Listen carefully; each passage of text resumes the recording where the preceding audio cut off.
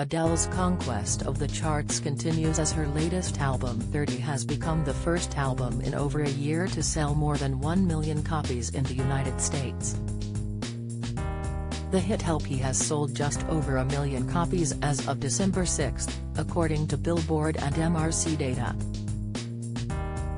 The album, which is the 33-year-old singer's fourth studio release, continues to sit atop the Billboard 200 album charts. Adele's latest album sold a whopping 692,000 copies in its first week after its November 19 release, and it followed that up with a still impressive 225,000 copies in week 2. The previous album to hit over 1 million sales in the US was Taylor Swift's surprise album Folklore, which reached the million sales mark on July 24, 2020. However, due to the popularity of streaming services, it's rare for albums to actually sell over 1 million units, and even Swift hasn't yet crossed that line with her second surprise release Evermore, which she released on December 11, 2020. The last 3 new albums to sell more than 1 million copies were all from 2019 and included another Taylor Swift album, Lover, as well as Billie Eilish's When We All Fall Asleep, Where Do We Go? And Harry Styles' hit album Fine Line.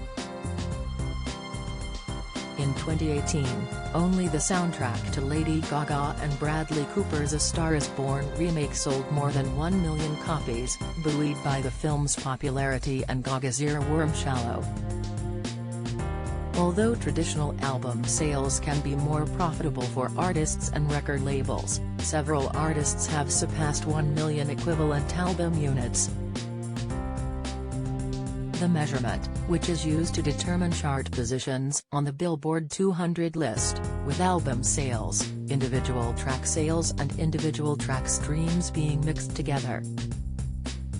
The purchase of a full album is considered equivalent to a consumer purchasing 10 individual songs from an album, and 3,750 ad-supported streams of a song or 1,250 streams from a paid subscription are also equivalent to one album purchase, according to Billboard.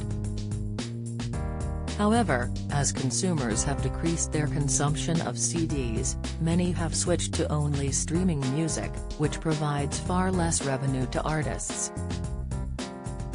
Album sales include downloads of Adele's 30, as well as physical CD and cassette sales, plus vinyl LPs.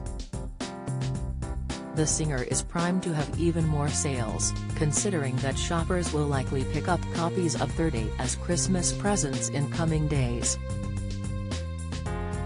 Adele seems to have been particularly concerned with how her listeners will consume her latest effort, and 2 days after its release she celebrated the streaming service Spotify for no longer forcing paying customers to listen to shuffled versions of her music. "This was the only request I had in our ever-changing industry," she tweeted just days after 30's release. "We don't create albums with so much care and thought into our track listing for no reason.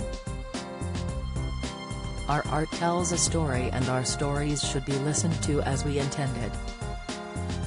A Twitter account for Spotify replied, "Anything for you." Previously, when users pressed the play button on an album page, it would begin shuffling songs, rather than playing them from beginning to end. Now, premium users will start from the first track when they press play, though they'll still have the option to shuffle the album,